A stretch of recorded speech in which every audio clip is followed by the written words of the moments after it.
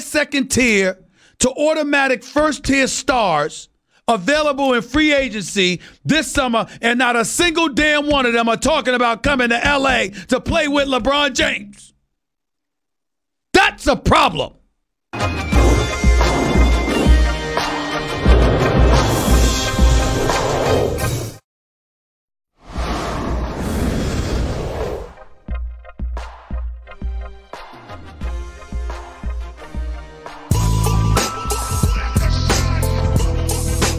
The Stephen A. Smith Show on ESPN Radio is presented by Progressive Insurance. Guests on the Stephen A. Smith Show appear via the Shell Pennzoil Performance Line, and you can always get in touch with the show through the 1-800-Flowers Twitter feed.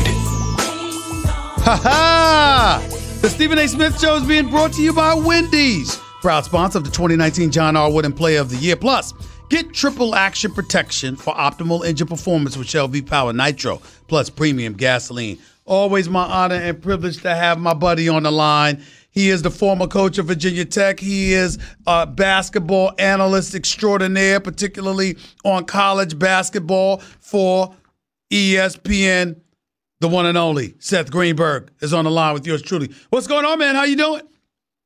Hey, I rearranged my total schedule just so I could hang out with you. That's what I'm doing. That's love right there. I deliver. That's love right there, Coach. That's love right there. No question about it. Now, I didn't have love for your comments about LeBron James now. You know that, right? You looked angry. Hey, I'm never angry at you. I got the face. I'm never angry at you. I'm never angry at you. I just disagree. But to hell with LeBron right now, because I want to get into March Madness, my favorite time of the year, okay? Let's get right to it. Let's get right to it.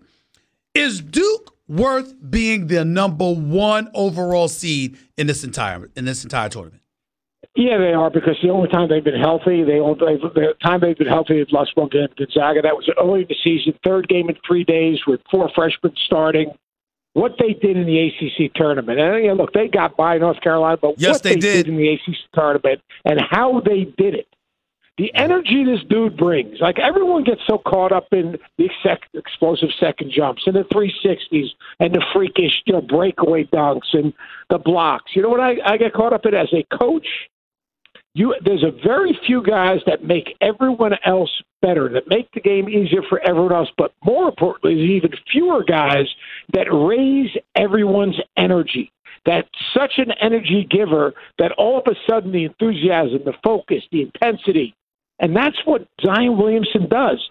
Trey Jones is a different player with Zion Williamson playing. No R.J. question. Barrett has a bounce in his step.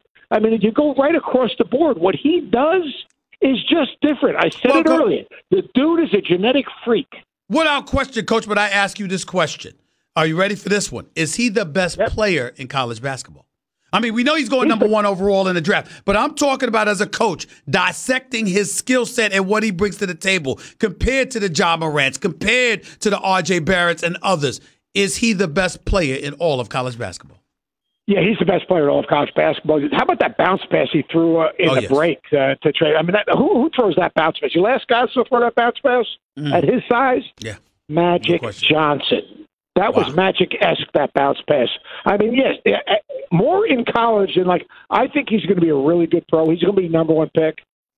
They're going to be dudes his size. Now, maybe not with his second jump. Maybe not with his physical strength. You're talking about 100 games that he's going to have to play. Mm-hmm. How does that body deal with playing 100 games? But on the college level, against college athletes and college bodies, he's the best player in college basketball I've seen. And you know what? I'm a fossil.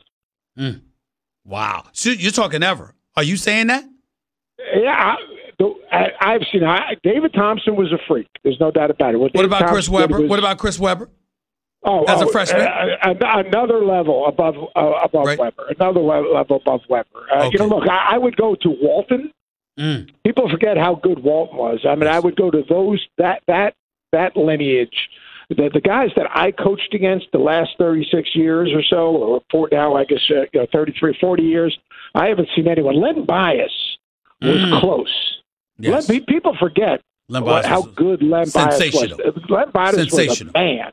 Sensational. No doubt. We're talking to Seth Greenberg, Coach Seth Greenberg, right here with Stephen A. ESPN Radio, ESPN News. I look at the marquee matchup of Thursday's game, the first games or whatever. I'm looking at Marquette versus Murray State, John Morant versus Marcus Howard. How are you feeling about that matchup? Yeah, you know what? I got to know Ja. I went and spent 2 days with him, actually, and then did 2 of his games. And he's an incredible kid because what he is what he is until the ball hits his hands. Mm-hmm. Like, away from the court, he's a humble, genuine, hardworking kid. Parents are great. You know, his dad played with Ray Allen in high school. Right. Unbelievable work ethic. Has a little chip on his shoulder from everything that he's been through. But let me tell you, so that ball hits that dude's hands, that's a different cat right now. That matchup with Marcus Howard has the wrist problem. That's a concern. Marquette's improved. I think Marquette's going to win that game. I think that Marquette has more guys in their front court that can score and put pressure. You know, Sam and Joey Howard are very good players. You match up their versatility against the front court of Murray State, and that's where Marquette wins that game. Not in the back court. They're going to be in the front court with the Hauser brothers. You know, let's transition and just look around, because as you look at Duke, I mean, obviously people want to take the field as opposed to one player or what have you. Number one, I want to know, who do you have winning the national championship? And number two, I want to know, who do you believe has the best shot at knocking off Duke? Yeah, I have Duke winning the national championship. Now, their margin of error isn't as great as people think, because if you make Zion defend and you get him in foul trouble and you get into their bench, especially if Bolden can't play, their depth in their front court is limited. They don't shoot the three, and they could miss free throws at the end of the game. Having said that, I have Duke. I think the teams that could bother Duke, I think Virginia, and people are dismissing Virginia as team that bother Duke. I'm dismissing Virginia. I certainly am, considering what they did in the NCAA tournament, this year's ACC tournament, the fact that they struggle to score. Yes, I'm dismissing Virginia. Yes, that would be me. All right, but yeah, that would be you, and you would also understand that to beat Virginia, Duke had to go 13 for 21 from the three-point line earlier in the season. All right, Duke is a 30% three-point shooting team. So, look, they got a shot. I'm just saying they got a shot. All right, that's just the way it is. They got a shot. Gonzaga's already beaten them. All right, now I don't trust Josh Perkins as the point guard. I think he can get sped up. I think his second time around, with Trey Jones being a little bit more experienced, they can speed him up. But Gonzaga's front court creates matchup problems. Rui Hachimura, and see, to me, Brandon Clark is a guy, you talk about that explosive jump. He's got the explosive jump that Zion has, and that would be an interesting matchup. So I think they have a legitimate shot of beating them. And I think Kentucky, I look at the bracket, I feel bad for Michigan State. Michigan State should have been one ahead of Gonzaga. And now they put them in this. If not, they should have been the number 1-2. Instead, they get put in with Duke, which was not fair. I mean, Big Ten Conference champions, Big Ten Conference tournament champions. Mm-hmm. How they have played, I just don't think it's fair what they did to that team. Where do you believe Michigan State ideally should have been placed? They should have replaced Gonzaga as the number 1 in the West. Mm. That's what I think. And if not, they should have been the number 1 team in the West. Look, they beat Michigan 3 times, and Michigan's got an easier path than Michigan State to get to the Final Four. How do you feel about the number 2s overall? Michigan, like you just brought up, Tennessee, and Kentucky. I mean, of those number 2 seeds, who do you feel has the best shot at getting to the Final Four? I think it's going to be Kentucky. I think Kentucky, they were up 8 points against Tennessee the other night.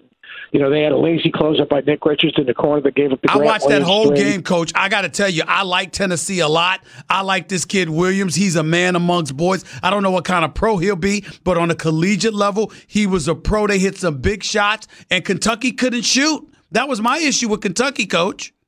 Yeah, Tyler Hero is their shot maker, but look, P.J. Washington gives him an inside-outside threat. Keldon Johnson can shoot. He didn't shoot.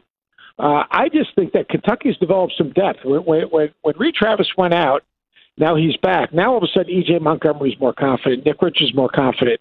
Ashton Hagens with Quade Green leaving, John handed him the ball. He handed Hagens the ball, and he's gained more confidence. John is great at creating causes. You know that as well as I do. Mm-hmm. In talking with him last night away from the cameras, because the camera thing was hilarious yesterday with the All-Star uniforms behind him. Like, yeah, I'm sure Ellen lets those All-Star uniforms framed up sit in the living room. Okay, Cal, right. Sure. Right. I mean, that was the fun. Then he talked about being in Alaska or something. That was ridiculous. Mm-hmm. I think I've been around him a lot. He and I are very close. He really believes in this team. And he doesn't do that. I mean, he always believes in his team. He always empowers his players. But he really, truly has a connection with this team, and he's backed off them a little bit. And he's given a little bit more ownership and a little bit more freedom. And I expect them to come out and play at a really high level. Seth Greenberg right here with Stephen A., ESPN Radio, ESPN News. How come you didn't pick North Carolina? What's your problem with them? I have Kentucky beating them. They beat them already one time. Kentucky does a very good job in defensive transition. I like the Luke May matchup with P.J. Washington. And I think Ashton Hagens defensively can keep Kobe White in front, which, that's so important. Mm-hmm. So as I went back and I actually watched that game, Kentucky was dominant in that game. And I get a kick out of people say, well, Carolina was a different team. Well, the game before they played Kentucky, they beat Gonzaga. So they were pretty good that night.